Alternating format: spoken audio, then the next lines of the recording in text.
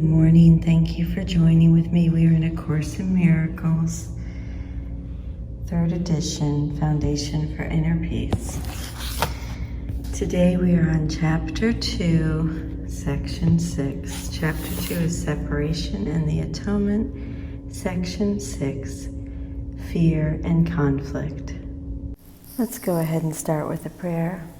We'll just make it short and sweet today. Dear Father, please enable me to set aside everything I think I know about everything, including today's reading, my brother, myself, and the world. Please enable me an open mind for a new experience with all, and so it is. Amen. Fear and conflict. Being afraid seems to be involuntary, something beyond your own control. Yet, I have said already that only constructive acts should be involuntary. My control can take over everything that does not matter, while my guidance can direct everything that does, if you so choose. Fear cannot be controlled by me, but it can be self-controlled. Fear prevents me from giving you my control. The presence of fear shows that you have raised body thoughts to the level of the mind. This removes them from my control and makes you feel personally responsible for them. This is an obvious confusion of levels. I do not foster level confusion, but you must choose to correct it. You would not excuse insane behavior on your part by saying you could not help it. Why should you condone insane thinking? There is a confusion here that you would do well to look at clearly. You may believe that you are responsible for what you do, but not for what you think. The truth is that you are responsible for what you think, because it is only at this level that you can exercise choice. What you do comes from what you think. You cannot separate yourself from the truth by giving autonomy to behavior. This is controlled by me automatically as soon as you place what you think under my guidance. Whenever you are afraid, it is a sure sign that you have allowed your mind to miscreate and have not allowed me to guide it. It is pointless to believe that controlling the outcome of misthought can result in healing. When you are fearful, you have chosen wrongly. That is why you feel responsible for it. You must change your mind, not your behavior, and this is a matter of willingness.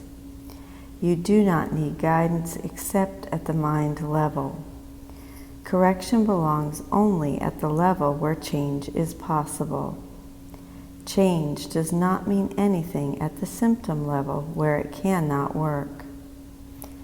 The correction of fear is your responsibility.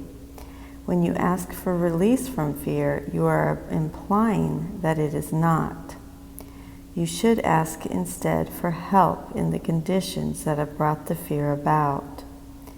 These conditions always entail a willingness to be separate. At that level, you can help it. You are much too tolerant of mind wandering and are passively condoning your mind's miscreations. The particular result does not matter, but the fundamental error does. The correction is always the same. Before you choose to do anything, ask me if your choice is in accord with mine. If you are sure that it is, there will be no fear. Fear is always a sign of strain, arising whenever what you want conflicts with what you do. This situation arises in two ways. First, you can choose to do conflicting things, either simultaneously or successively. This produces conflicted behavior, which is intolerable to you because of the because the part of the mind that wants to do something else is outraged. Second, you can behave as you think you should, but without entirely wanting to do so. This produces consistent behavior, but entails great strain. In both cases, the mind and the behavior are out of accord, resulting in a situation in which you are doing what you do not wholly want to do. This arouses a sense of coercion that usually produces rage, and projection is likely to follow. Whenever there is fear, it is because you have not made up your mind. Your mind is therefore split, and your behavior inevitably becomes erratic. Correcting at the behavioral level can shift the error from the first to the second type, but will not obliterate the fear. It is possible to reach a state in which you bring your mind under my guidance without conscious effort, but this implies a willingness that you have not developed as yet. The Holy Spirit cannot ask more than you are willing to do. The strength to do comes from your undivided decision. There is no strain in doing God's will as soon as you recognize that it is also your own. The lesson here is quite simple, but particularly apt to be overlooked. I will therefore repeat it, urging you to listen. Only your mind can produce fear. It does so whenever it is conflicted in what it wants, producing inevitable strain because wanting and doing are discordant. This can be corrected only by accepting a unified goal. The first corrective step in undoing the error is to know first that the conflict is an expression of fear. Say to yourself that you must somehow have chosen not to love, or the fear could not have arisen. Then the whole process of correction becomes nothing more than a series of pragmatic steps in the larger process of accepting the atonement as the remedy. These steps may be summarized in this way. Know first that this is fear. Fear arises from lack of love. The only remedy for lack of love is perfect love. Perfect love is the atonement. I have emphasized that the miracle, or the expression of the atonement, is always a sign of respect from the worthy to the worthy. The recognition of this worth is reestablished by the atonement. It is obvious then that when you are afraid, you have placed yourself in a position where you need atonement. You have done something loveless, having chosen without love. This is precisely the situation for which the atonement was offered. The need for the remedy inspired its establishment. As long as you recognize only the need for the remedy, you will remain fearful.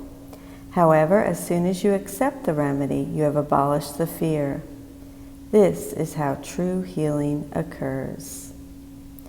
Everyone experiences fear, yet it would take very little right thinking to realize why fear occurs.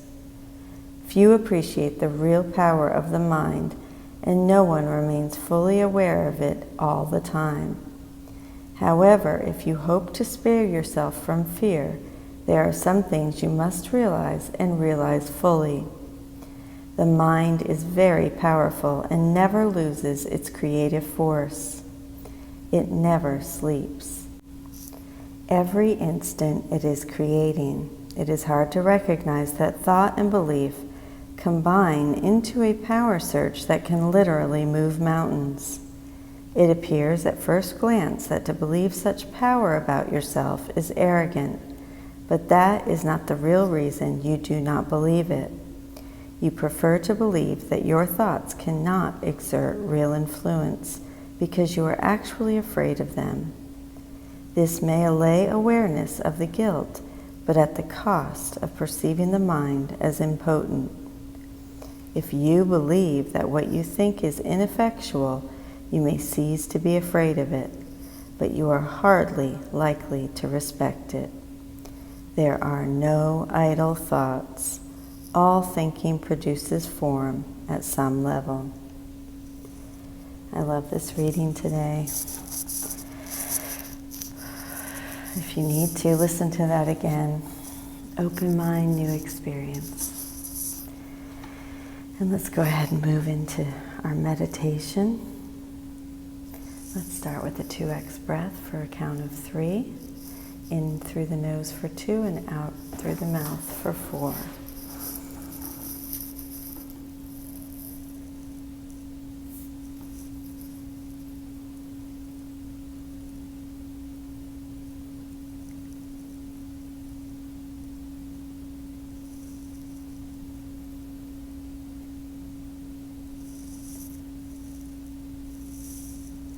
And now let's move into the 3x breath. In for 3, out for a count of 6, 3 times.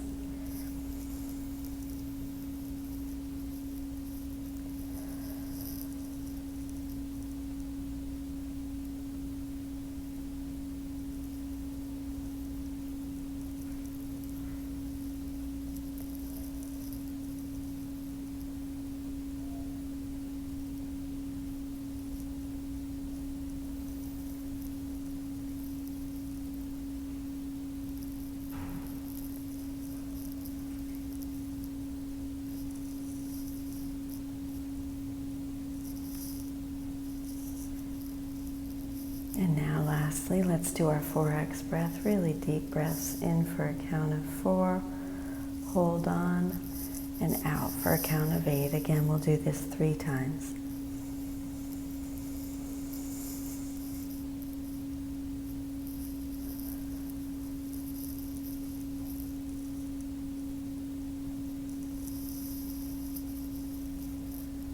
Feel the tension leave your body as you exhale.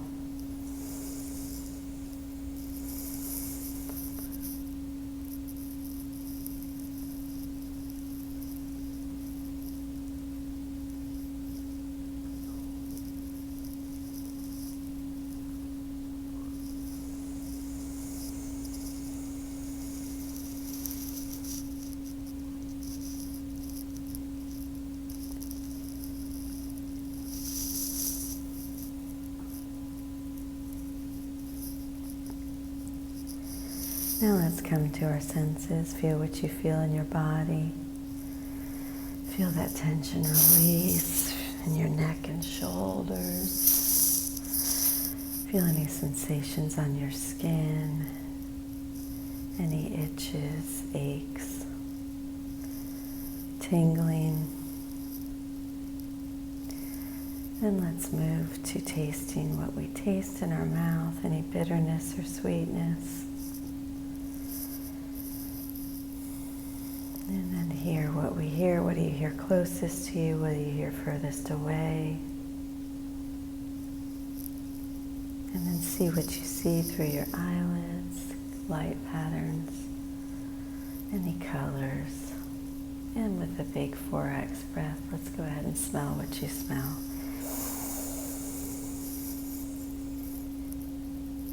And push it out.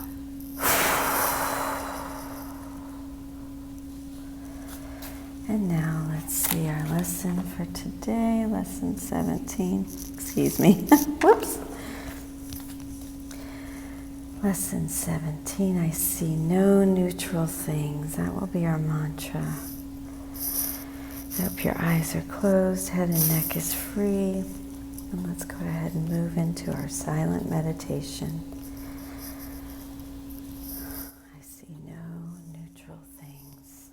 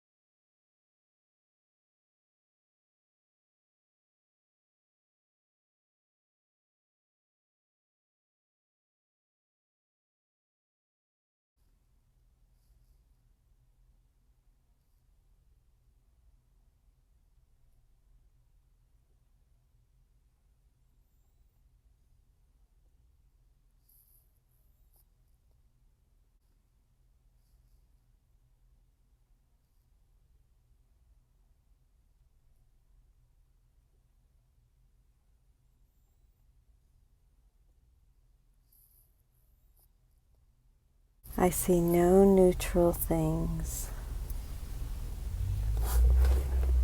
I see no neutral things. Now when you're ready, just go ahead and focus on 3 things that you're grateful for.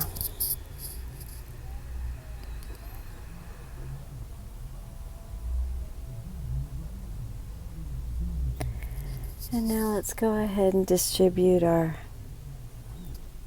heart light around the world to all living things.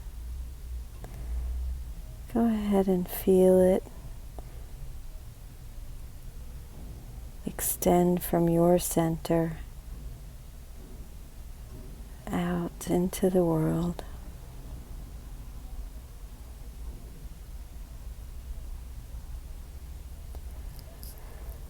And then when you're ready, go ahead and imagine the world vibrating in this light.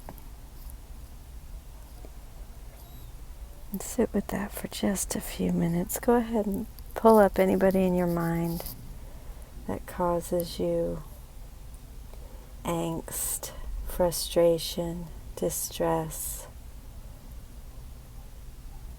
disappointment, hurt. Go ahead and pull those people up in your mind, whether you know them personally or not. And focus your love on these people and allow their love to vibrate back into your heart. You're both encircled in love. That same love encircles the entire world, every living thing. Feel that vibration. And then when you're ready, you can go ahead and open your eyes. I so appreciate your joining with me. Thank you so much for lesson 17 today. I see no neutral things. And thank you for joining with me in chapter 2, section 6. Until tomorrow, have a beautiful day. I love you.